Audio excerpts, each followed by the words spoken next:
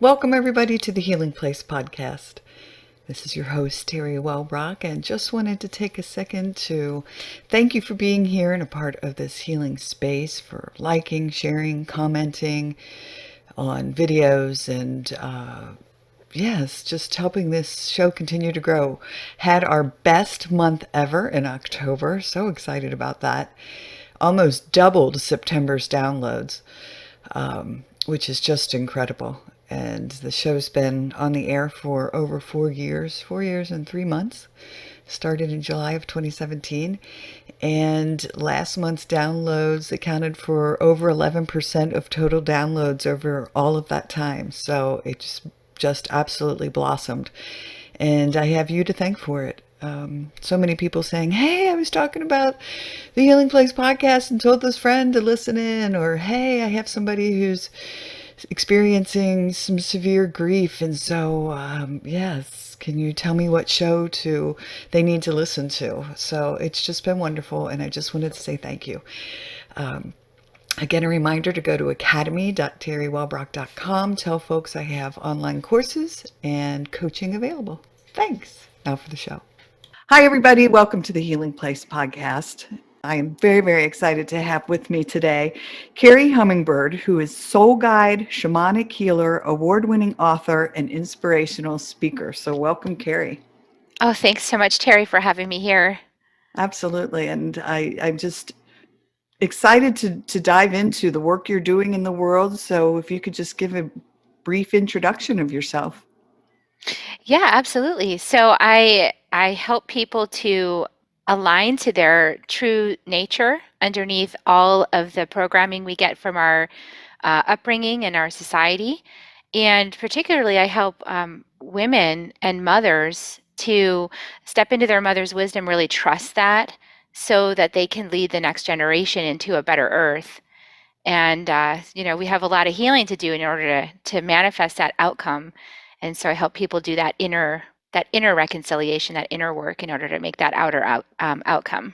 Beautiful. And I love it that you said we have a lot of healing work to do, because it's not just about healing ourselves really, but there's so much history that comes with it. I know from my own personal history, just my relationship with my mother, but now knowing her trauma history and just that genetic part of it. Do you work with that as well? Yes, the ancestral DNA causes a lot of the repeating patterns and a lot of the experiences that we have inside of our bodies that we couldn't explain necessarily. I had several times in my life where I was all of a sudden doing a behavior that was out of nowhere, and it's like, where'd that come from? It's not even in my wheelhouse. I don't understand how that's here. And over the course of understanding and doing a lot of training and working with energy medicine and learning about ancestral DNA and about the Akashic records and all of these things, what I've learned is that these things that are in our DNA, in our very vessel, can kick off, and they might have nothing to do with this current lifetime. They might have something to do with some other lifetime. They might have something to do with an ancestor. They could be a repeating pattern that's happening that you just became aware of, that, oh my gosh, this is a repeating pattern from 5 generations ago, or my mother, or whatever. And so it's really that process of getting that eagle eyes view into those things, and then diving down to the root and pulling that root out and saying, it stops with me. Like, this trauma stops with me. Yeah. And we give our kids a better future. The indigenous people say that when we do healing on ourselves, we heal our ancestors 7 generations back and forward. And so Oh, it's a huge ripple effect in the pond of our human genome whenever we do our own work. that's such a beautiful philosophy to think about, like that we're helping those in the past and the future as well as ourselves. I mean, just a gift. Yeah, we uplift the whole timeline.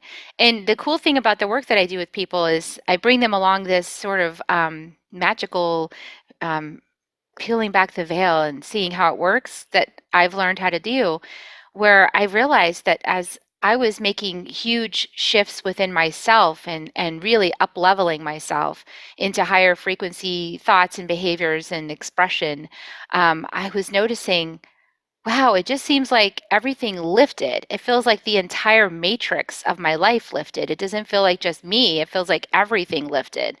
And that's that thing we're talking about with 7 generations forward and back. It actually ripples through the whole timeline, which then creates your experience right now even more uplifted. It's sort of like another way of saying it. I've heard one of my mentors say, for every step you take, 1,000 steps are taken for you on behalf of you by the invisible space that surrounds us and all the allies we have. And so I would say, yeah, it's like that. It's like when we make those profound shifts, when we get to the root and we pull it out, like amazing things can really happen for you in your life. Yeah. Well, and it all makes so much sense. I mean, humans are kind of a new little species, right? Or on this planet. I mean, and so you think Relatively. about animals that have been around for so, so long and they learn like what insects to avoid, what predators to avoid. Like it's just, it does, it becomes part of your DNA. So if a trauma happened way back when in your ancestry, that like me, I have this horrific fear of bridges, which I've talked about on the show before. And I did EMDR therapy for 4 years for my trauma and so forth. We could never figure out the whole bridge part of it. And then I've had multiple people that have come on the show that have been intuitive healers and have said, oh, it has nothing to do with your current life. Like this was another life or an ancestral thing. And it makes so much sense to me now. Yeah, this is the sort of terrain that explains the unexplainable. It's the space of the subconscious, I think scientists have shown we're only using a really small percentage of our brains. And so what's the rest of that brain doing? Well, it's Yeah. managing all this other stuff, all this information and the subconscious. And so we can tap into that using these ancient wisdom tools and bring them into the modern day and learn how to navigate things from a whole new perspective.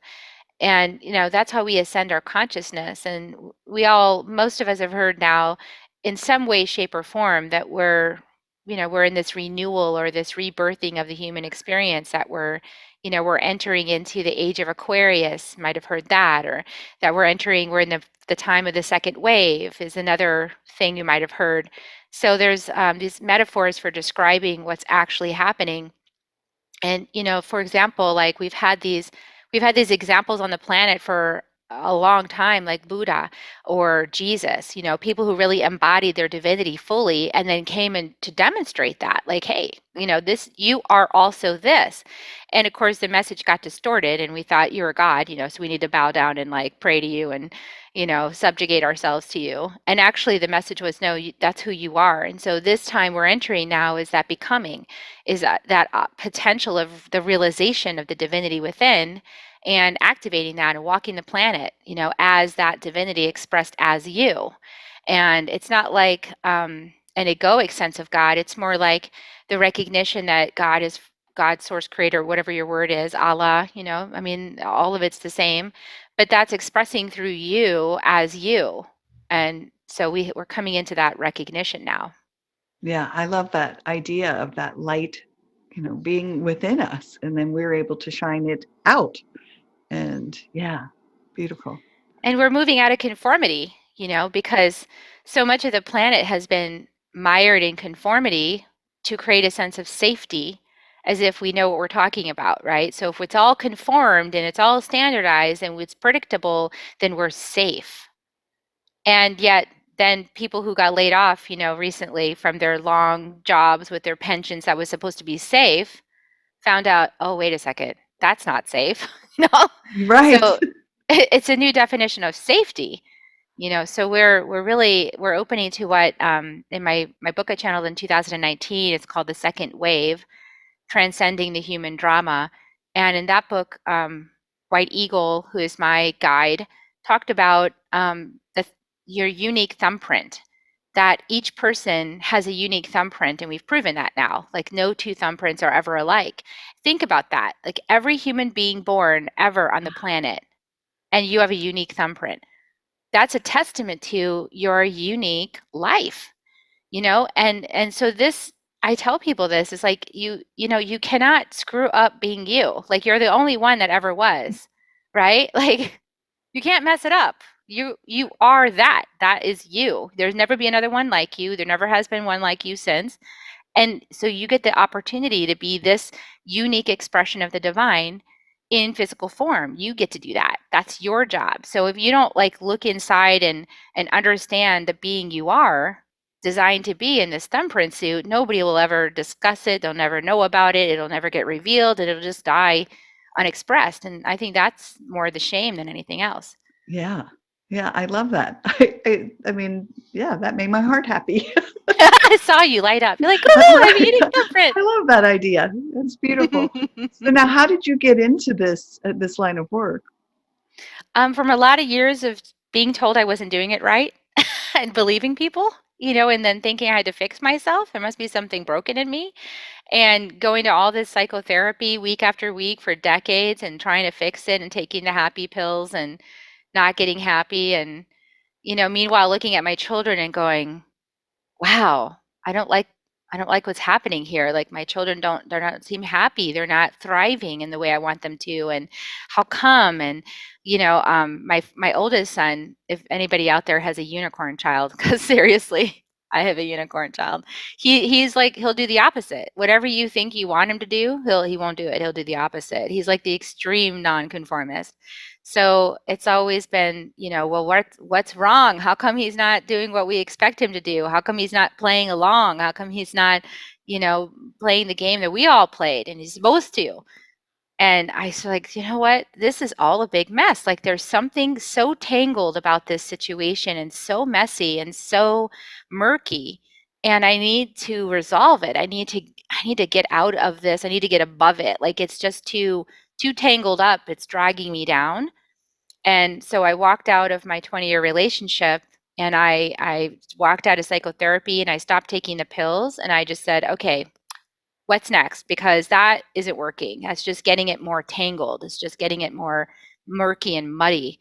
And I found this path to the quest for authenticity. Was my first course with my first mentor, spiritual mentor, and it was a shamanic course. So it was a study of earth-based spirituality, and it was began with a study of the book The Four Agreements by Don Miguel Ruiz, which is a Toltec teaching. And I started studying, what is authenticity? What is my authentic self? And the Toltec path is all about revealing the conditioning, revealing the strategies you've used to stay safe, revealing the things you thought were true that kept you in a small life in your own little cage so you could feel safe, but actually you were chained up. And that was me. And I thought, I want to be free of all these chains. I want to get out of this cage. I want to fly. I don't want to be in this. And I want my kids to fly. I want them to express themselves. I want them to be lit up on the inside. I want the big old smile to happen. I want them to be, empowered in their life and find their true destiny. And, if I want that, then I can't just sit back in my armchair and say I want that for them. I have got to show them how to do it. And so I began this that intrepid journey, to walk what the indigenous people call walking the beauty way, which is walking step in step with our great mother teacher on earth here and learning, listening, walking, accepting the challenges, doing the hard things, that my ego definitely didn't want to do, and disrupting everything so that it could fall together in a better way. Yeah. Now, did you notice an impact on your children? Oh my gosh, yeah. I mean, my obviously, when as soon as you start changing, nobody wants it because they're like, put it back the way it was. I liked Yeah. it better when you were pritzling yourself and, like all twisted up in knots trying to please everybody. That felt better to us when you just, because I was that mom. I would do everything. I was like always like fixing everything and rescuing and coming in and talking to the teachers like you can't treat my son that way. And like I was the mom that was like almost preventing my kids' lessons, because I was so concerned about them being hurt or stunted or all these things. And as I started realizing the role I was playing on the triangle of disempowerment, the triangle of disempowerment is the victim, the perpetrator, and the rescuer. My kids were the victims. My husband at the time was the perpetrator, and I was the rescuer. And of course, in his story, I'm the perpetrator, right? So it Right. flip flops. It depends on who you are. If you're playing that game, you like being the victim, and everybody else is your perp. So I was like, okay, well, I have to stop rescuing. I've got to get off this triangle. I'm not a victim, I'm not a perpetrator, and I'm not a rescuer. I need to get off. And everybody's going to have to find their place. And yeah, it threw my whole family into a a big old tussle, right? Because now I'm like a linchpin in these things, right? I'm like the central figure in so many things. And I just went, nope, not going to do that. And everybody else is like either accepting that or trying to put it back in place. And so, um, at this point now, my kids, my oldest son, he's really seeing the dynamics that were at play. It's so clear to him like what was going on, and he's still working to embrace his own sovereignty. He's 21, so you can't rush these things.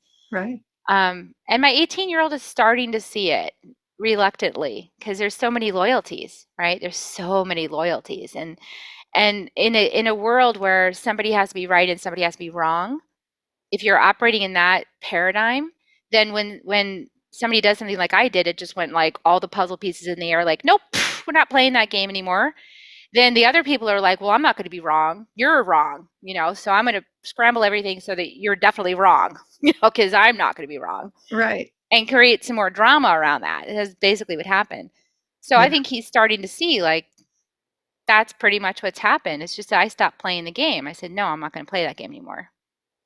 Yeah. And I tell my oldest son, who's 27, I say, because he's on a healing journey and in doing such amazing work for himself. And I said, what a gift it is to give it to your children in their teens or 20s or whenever you finally make the shift, uh, for them to be able to figure it out and then know the healing work that they need to be doing. And it's, yeah. Well, So, it's kind of like I made a huge mess in my family by doing that. And what I demonstrated was I can survive the mess. I can thrive in my business that I created from that mess. And now my relationships are coming back together. So, like, for a little while, my relationship with my mom was separated as I was working to heal the mother wound. Obviously, that caused, that was a lot of tension in the space. And my dad passed away like 3 years ago. So, all of these things conspired to support me in doing this deep healing on myself to reclaim my power as a mother. And then to also rectify my little girl, and her ideas that she had built about my mother. And so all of this reconciliation work had to be done. And as I was in the process of that, it was pretty tense in my family because the energetics of that, just the energetics alone, are pretty tense. And now my mom, at the reconciliation, my own personal reconciliation of that work has brought her back in such a beautiful way. Like, we're adults now together looking at each other as adults and going, wow, you're an adult, I'm an adult, this is cool, we're peers, and we can support the rest of our family now. So two matriarchs working together is even more powerful, and it's a force of love. So that's what's happening in my family as a result of doing this work. And so yes, absolutely, it's a beautiful blessing to show my kids, like, don't ever settle in life. Don't just stay settled and stuck. Like, if it's not working and you gave your all, get out, try something else. yeah. I mean, I'm constantly telling my kids, like, okay, like, you go to college and you think you're going to do this and that's the thing you want to do. Great. Spend 6 months there. If you hate it, get out. Don't stay. Don't stay in anything that you think, isn't working for you.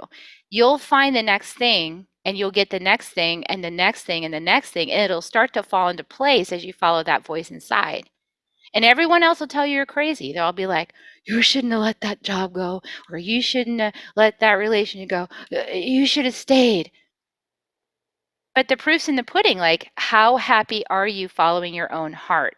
Right. That's the most important thing, not what anybody else thinks about it. Yeah. Well, I just had such a soul sister connection with you right there talking about your mother, because my mom, I, I walked away from her 2 years ago. Got a call when I was visiting my son in Colorado, who lives in Colorado, and from my sister, mom's in the hospital again, detox, alcohol, had been or severe alcoholic my whole life, and I said, I can't do it anymore. I need to be done, and walked away.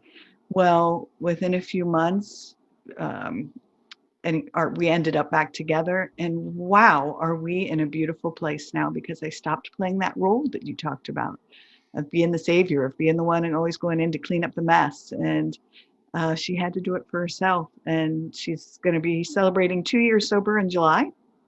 And again, just it's so neat. Like you just said, I loved how you described it. We're adult to adult, mother and daughter, but we have this beautiful, healed relationship now.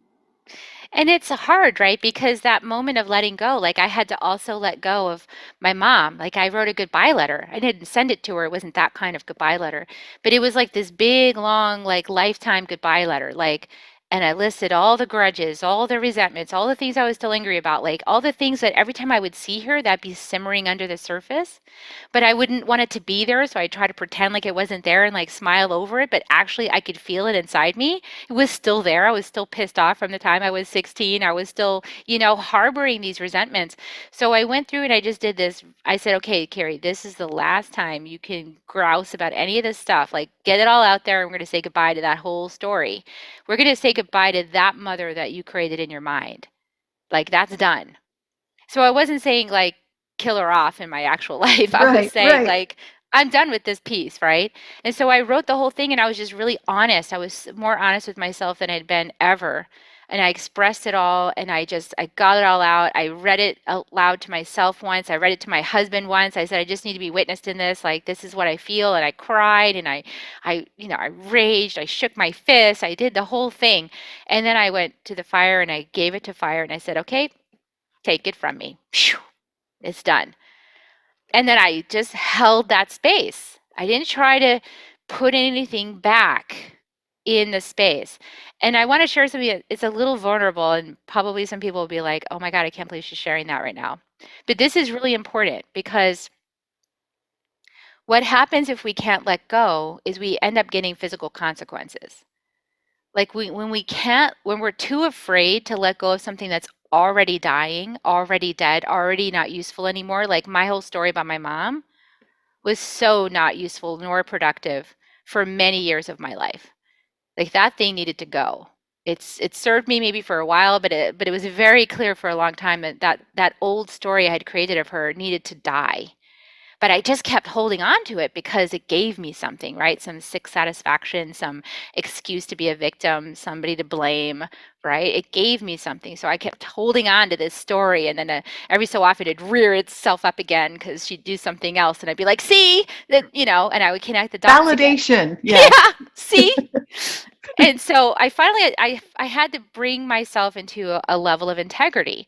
So I'm on the next level of that now. And I actually, so this is the vulnerable part. So I apologize if this offends anybody, but I'm 51. And so at 51, you get a colonoscopy, right? You have to Yeah. get one.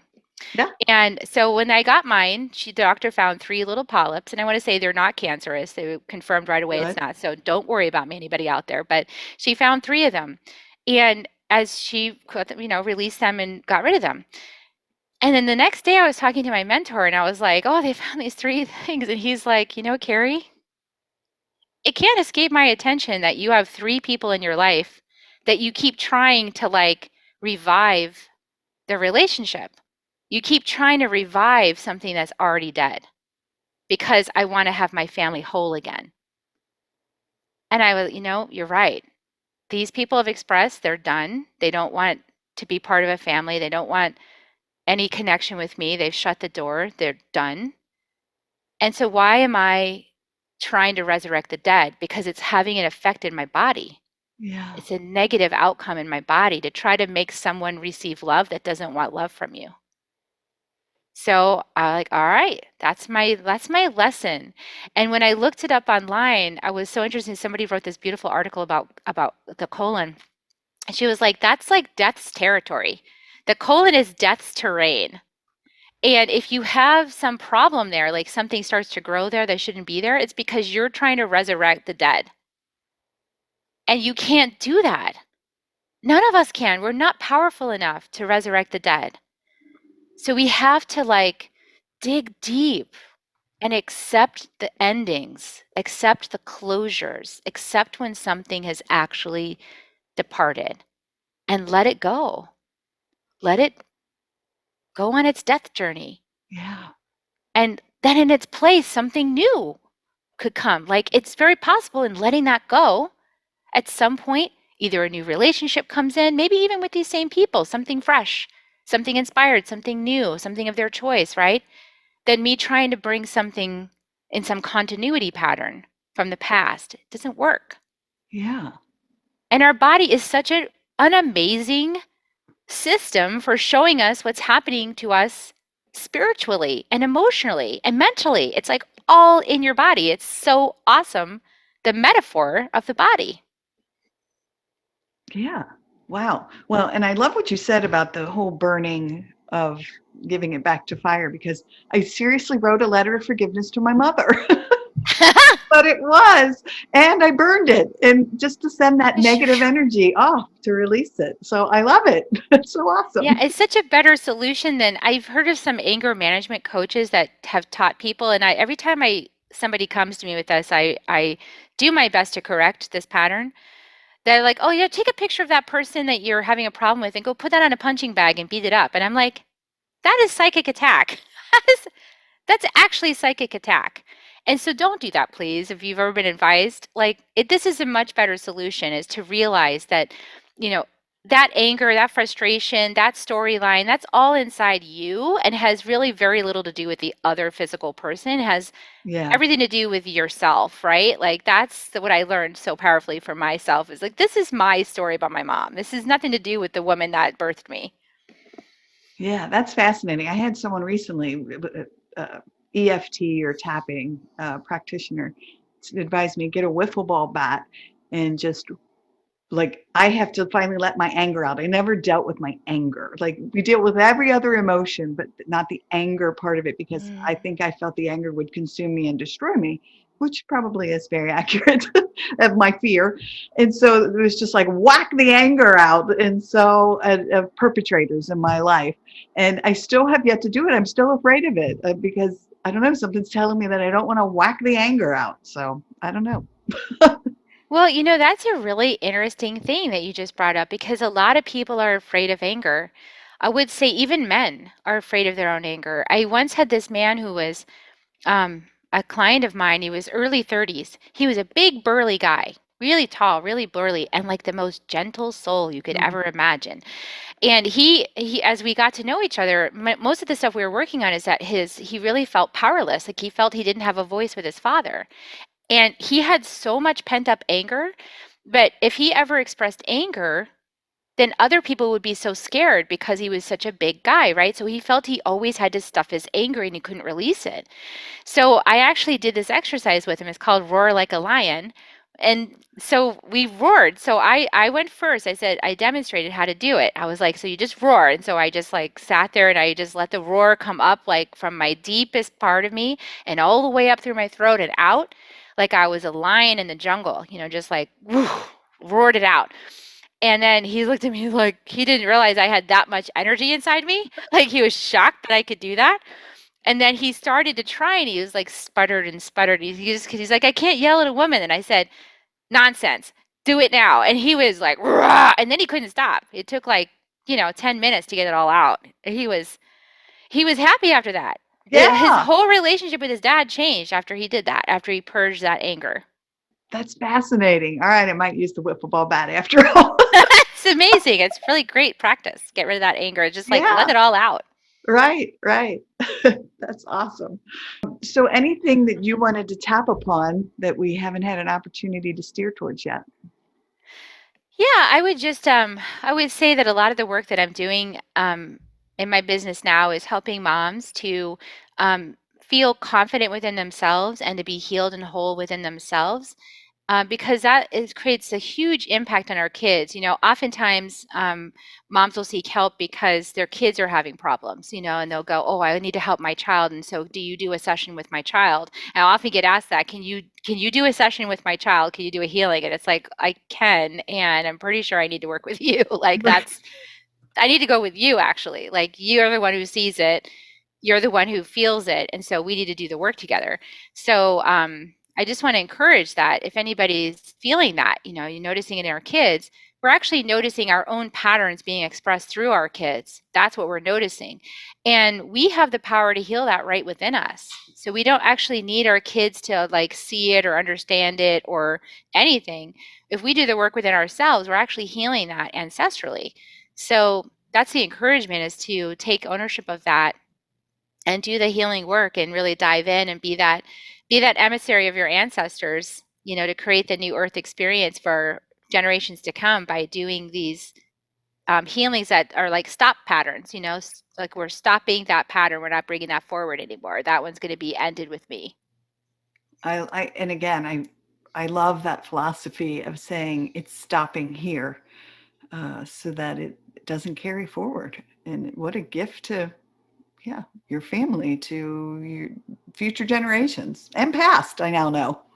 Yeah, Yeah, we heal the whole thing. that's And awesome. if we can all be more comfortable with our emotions too, we can be like you just said, like I've never gotten rid of my anger.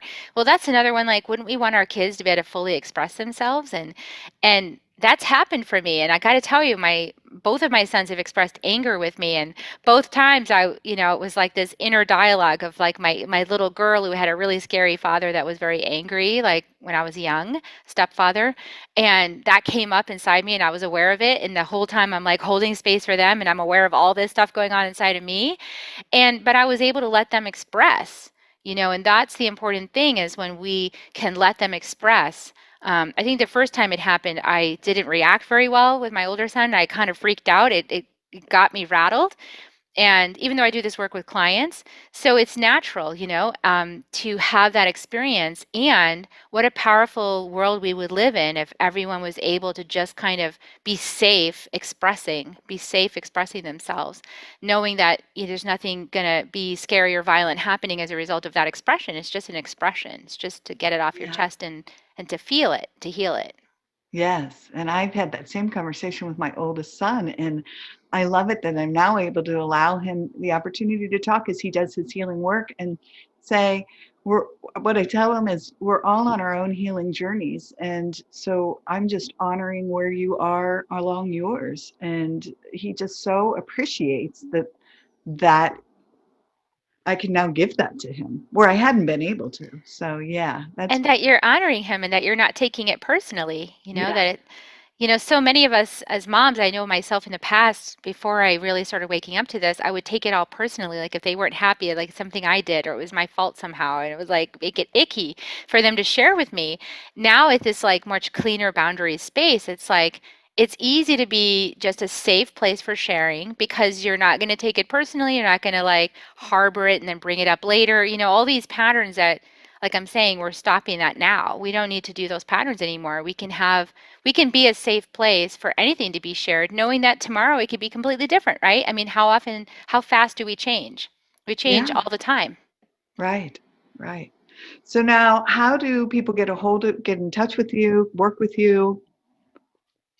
Yeah, so my website is kerrihummingbird.com. That's Kerri, hummingbird.com. And on the website, you have access to my books, the Second Wave book, which I mentioned, for anybody who feels like, I think I'm the black sheep of my family and I've been doing all this work for the like last 40, 50 years of my life. You might be part of the second wave. Um, and also the Love is Fear is Healing the Mother Wound, which is the book I wrote this year, released this year, about the in-depth work I did to heal the mother wound within me to show up in this much more beautiful mother goddess space that my kids get to enjoy now, my mom gets to enjoy, and building our family structure back again and on a new Yeah, foundation of love. beautiful. Awesome.